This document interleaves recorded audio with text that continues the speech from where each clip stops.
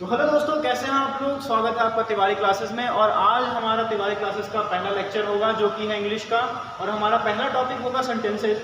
तो आप हमारे बहुत सारे दोस्तों को ऐसा लग रहा होगा कि सेंटेंसेस क्यों पढ़ रहे हैं हम लोग, इतना बेसिक इतना छोटा टॉपिक। तो बच्चों, जैसा कि आप सभी लोग जानते हैं कि एक एक करके ही हम लोग स्टेप चढ़ते हैं, तभी दूसरी मंजिल पे पहुंच पाते हैं। छोटी छोटी सीढ़ियाँ ही चढ़नी पड़ती है हमें। तो इसीलिए अब हम लोग सेंटेंसेस से स्टार्ट कर रहे हैं। और इंग्लिश की वीडियोस हैं तो ज़्यादा बड़ी नहीं होगी, मुश्किल से 5 minute 10 minute 15 minute maximum 20 minute.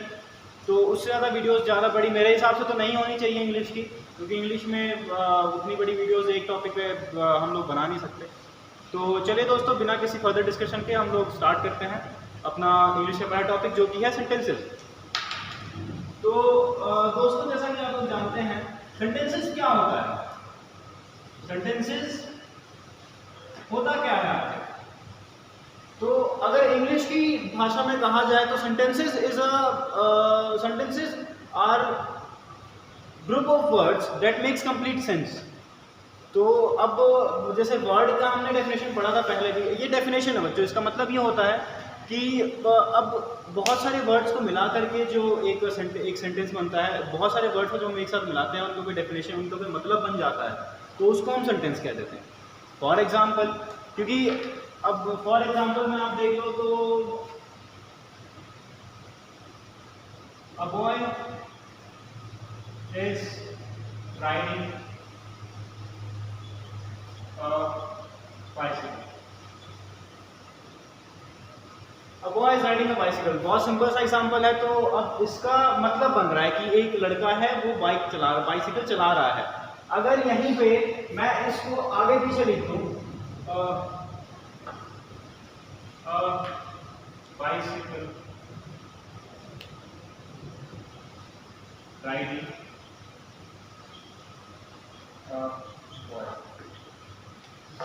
तो बच्चों इसका कुछ मतलब बनेगा? नहीं बनेगा।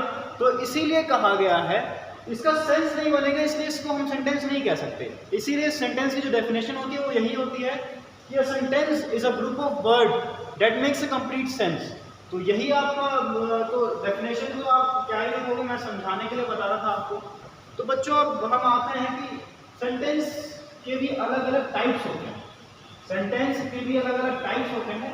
सेंटेंस आपके कुल मिलाकर के 5 तरह के होते हैं बेसिकली, जिसमें आपके जिसमें आपके 5 तरह के सेंटेंसेस होते हैं, टाइप्स ऑफ सेंटेंसेस। पहला आपका हो जाता है कौन सा? Assertive sentence.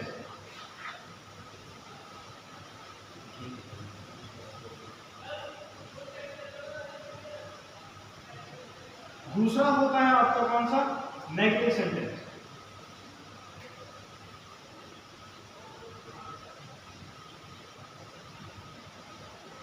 तीसरा बच्चों आपका होता है इंटरोगेटिव सेंटेंस।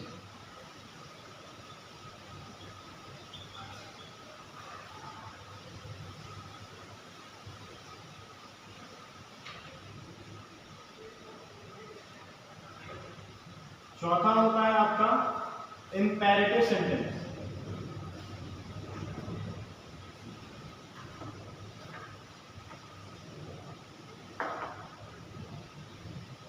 पांचवा आपका होता है, पांचवा सेंटेंस का आपका टाइप होता है, वो होता है एक्सक्लामेटरी सेंटेंस।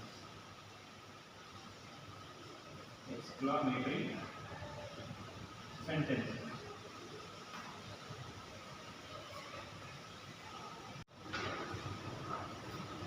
तो दोस्तों, अब ये 5 तरह के सेंटेंसेस होते हैं। अब हम इनको अलग अलग पढ़ेंगे, इनके बारे में जानेंगे और आगे, ठीक है।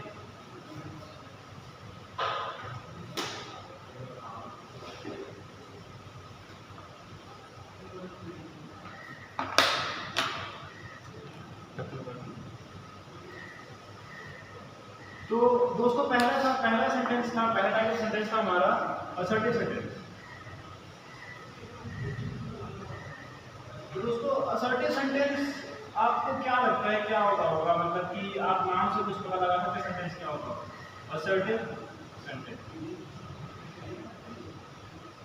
सेंटेंस हमारे वो सेंटेंसेस होते हैं जिसमें आपको कोई फैक्ट स्टेट किया गया हो। A statement, a sentence in which we state a fact, तो जिसमें हम कोई फैक्ट बताते हैं, जिसमें हम कुछ बताते हैं। नॉर्मल एक सिंपल सेंटेंस भी हम इसको कह सकते हैं, ठीक है। तो फॉर एग्जांपल में हम ले सकते हैं कि रमन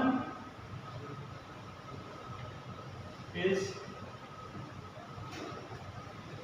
अ बॉय।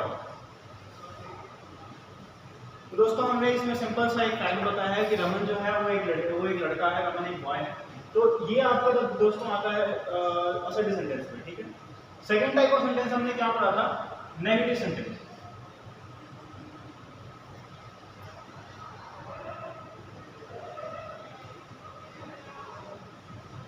दोस्तों नेगेटिव सेंटेंस कौन से सेंटेंसेस होते हैं, आपको नाम से ही पता चल रहा होगा, जिसमें आपको किसी चीज की मनाही दी गई हो, ठीक है। A sentences in which we say no to something and it can be anything. कोई काम हो सकता है, आप किसी भी चीज़ को नो कह सकते हो। तो अगर आपके सेंटेंस में कुछ भी मनाही आ रही है, कुछ भी मतलब कि डिसएग्रीमेंट आ रहा है, तो आप उसको क्या कह सकते हो? Negative sentence. For example, Raman is not doing his English assignment.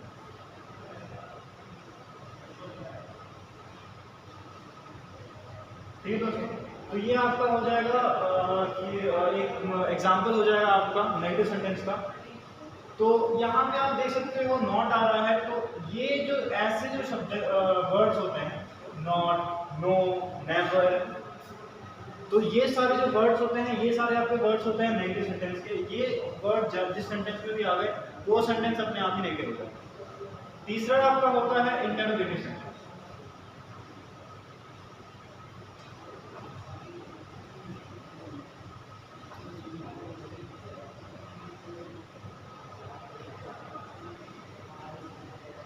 तो दोस्तों इंटरोगेटिव सेंटेंस क्या होता है? इंटरोगेटिव सेंटेंस दो sentences in which we ask a question to someone.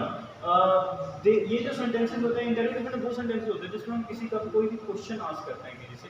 तो इन सेंटेंसेस में हम मोस्टली हेल्पिंग वर्ब से स्टार्ट करते हैं सेंटेंसेस को, या फिर ये सेंटेंसेस उन वर्ड से स्टार्ट होते हैं जिनको हम जो WH से होते हैं। फॉर एग्जांपल आपके हो जाएंगे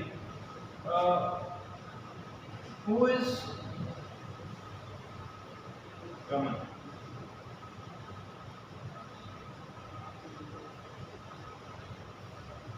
दोस्तों एक बात हमेशा याद रखना कि इंटरोगेटिव सेंटेंस जो होते हैं वो हमेशा क्वेश्चन मार्क से ही एंड करते हैं, हमेशा।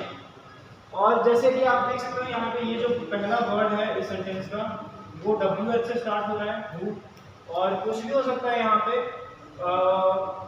फॉर एग्जांपल में आप कुछ भी ले सकते हो, what is English, what is physics, कोई सा भी कुछ भी आप एग्जांपल ले सकते हो। तो ये आपके होते हैं इंटरोगेटिव सेंटेंस का एक एग्जांपल बोलते जो हेल्पिंग वर्ब से स्टार्ट होते हैं, जो सेंटेंसेस मैंने आपको बताया था। For example, did Raman do his English assignment.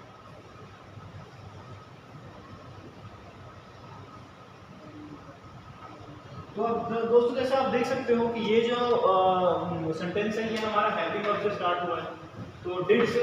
तो इसीलिए ये सेंटेंस की लास्ट में जो क्वेश्चन मार्क जो है ये अपने आप में ही एक इंटरोगेटिव सेंटेंस बन सकता है, ठीक है। तो अब हमारे चौथे टाइप के सेंटेंस पे आते हैं। चौथा टाइप ऑफ सेंटेंस हमारा क्या था, हमने पढ़ा था। चौथा टाइप ऑफ सेंटेंस था हमारा इंपेरेटिव सेंटेंस।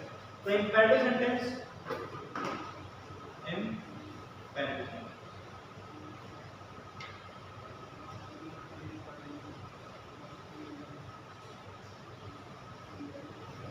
इंपेरेटिव सेंटेंस कौन से सेंटेंस होते हैं? जिन सेंटेंसेस में आपको कोई कमांड दी गई हो, जिसमें आपको रिक्वेस्ट की गई हो या कमांड दी गई हो, उन सेंटेंसेस को हम लोग कहते हैं इंपेरेटिव सेंटेंस। फॉर एग्जांपल में आपका आ सकता है ब्रिंग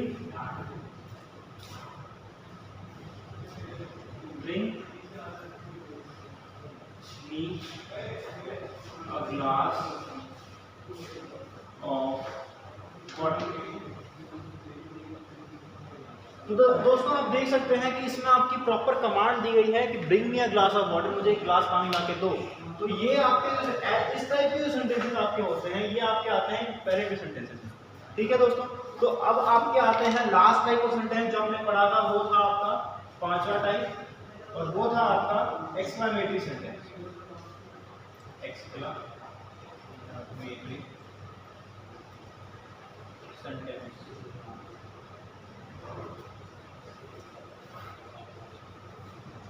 तो एक्सक्लेमेटरी सेंटेंस कौन से होते हैं दोस्तों? एक्सक्लेमेटरी सेंटेंसेस वो सेंटेंसेस होते हैं जिन सेंटेंसेस में आपको कोई आपका इमोशन जाहिर किया गया हो, कि आप दुख हो गया हो चाहे खुशी हो, तो वो जिस सेंटेंस में जाहिर किया गया हो उसको कहते हैं exclamatory sentences. For example, wow what a wonderful view.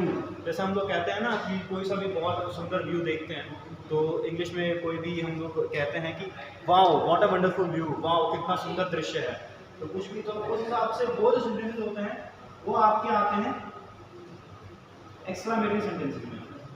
और दोस्तों हमेशा याद रखना, एक्सक्लेमेटरी सेंटेंसेस के लिए अलग से एक्सक्लेमेटरी वर्ड्स होते हैं, और ये जो वर्ड्स होते हैं ये वर्ड्स हमेशा इन वर्ड्स के आगे एक्सक्लेमेटरी मार्क से इनको रिप्रेजेंट किया जाता है। जैसे कि इसमें मैंने लगाया है, इसको कहते हैं एक्सक्लेमेटरी मार्क। तो ये हो जाएगा वाओ व्हाट अ वंडरफुल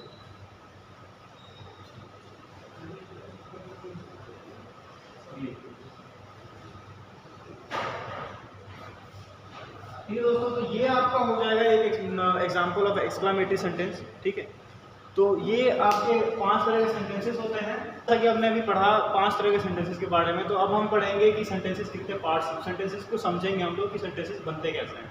तो दोस्तों हमेशा कोई भी दुनिया में कोई भी सेंटेंस हो, आपके उस सेंटेंस के 2 पार्ट होते हैं, एक होता है सब्जेक्ट और एक होता है ऑब्जेक्ट। तो दोस्तों सब्जेक्ट क्या होता है? सब्जेक्ट सेंटेंस में वो हिस्सा होता है जिसके बारे में आपको सेंटेंस में बोला गया है, जिसके बारे में बात हो रही है। और ऑब्जेक्ट वो हिस्सा होता है जो सब्जेक्ट के बारे में बोला गया है। मैं ऐसे आपको बताऊंगा थोड़ी, तो आपको नहीं समझ आएगा, तो मैं लिख के बताता हूँ। फॉर एग्जाम्पल आप ले लो कि Raman is a good boy. तो दोस्तों यहाँ पे आप देख सकते हो कि रमन की सब्जेक्ट मैंने क्या बताया था, जिसके बारे में बात हो रही है सेंटेंस में, तो उसे हम सब्जेक्ट कहते हैं। तो यहाँ पे किसके बारे में बात की जा रही है सेंटेंस में, तो इस सेंटेंस में बात की जा रही है रमन के बारे में। तो रमन हमारा यहाँ पे क्या होगा दोस्तों? रमन यहाँ पे हमारा हो गया और सब्जेक्ट। तो सब्जेक्ट यानी कि रमन के बारे में बात की जा रही है, और क्या बात की जा रही है कि वो एक अच्छा लड़का है, Raman is a good boy. तो जो बात की जा रही है, ये जो हिस्सा हो गया हमारा, ये हो गया हमारा ऑब्जेक्ट।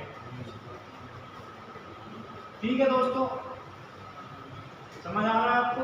तो ये आपका हमारा हो गया ऑब्जेक्ट और ये हो गया सब्जेक्ट। तो सब्जेक्ट मैं फिर से बताता हूँ, सब्जेक्ट क्या होता है? जिसके बारे में बात की जाती है किसी भी सेंटेंस में, तो उसे हम सब्जेक्ट कहते हैं। ऑब्जेक्ट वो होता है जिसके जो बात की जा रही है सब्जेक्ट के बारे में, उसे ऑब्जेक्ट कहते हैं। तो दोस्तों आज के लिए बस इतना ही। इंग्लिश का टॉपिक मैं आज यहीं खत्म करना चाहूँगा। और अब मैं आपको एक और बात बताना चाहता हूँ कि कोई भी डाउट है आपको किसी आज के टॉपिक से रिलेटेड, चाहे मैथ्स का, फिजिक्स का, केमिस्ट्री का, और भी जो लेक्चर्स इस चैनल पे आएंगे, किसी का भी आपको रिलेटेड डाउट है, आप कमेंट बॉक्स में हमें डाल सकते हैं। चाहे टेलीग्राम, हमारे टेलीग्राम का जो चैनल है, और इंस्टाग्राम पे जो हमारी जो आईडी है, हम आपका उसको डिस्क्रिप्शन बॉक्स में हम डाल देंगे, आप उस पर भी पोस्ट कर सकते हैं। और जब हमारे पास कुछ डाउट्स इकट्ठा हो जाएंगे तो हम उनके ऊपर एक अलग से वीडियो बना देंगे, जो कि हर सैटरडे और संडे आएंगे। ठीक है, तो अब मैं आपसे आपको अलविदा कहना चाहूँगा। तो आज की वीडियो बेनिफिशियल लगी तो आप हमें सपोर्ट कर सकते हैं, और अपने दोस्तों को प्लीज़ हमें कंसिडर कीजिए। हम भी मेहनत कर रहे हैं और आप भी हमें थोड़ा सपोर्ट कर सकते हैं। मिलते हैं अपनी अगली वीडियो में, मेरे साथ आपको अगली वीडियो में मुलाकात होगी आपकी।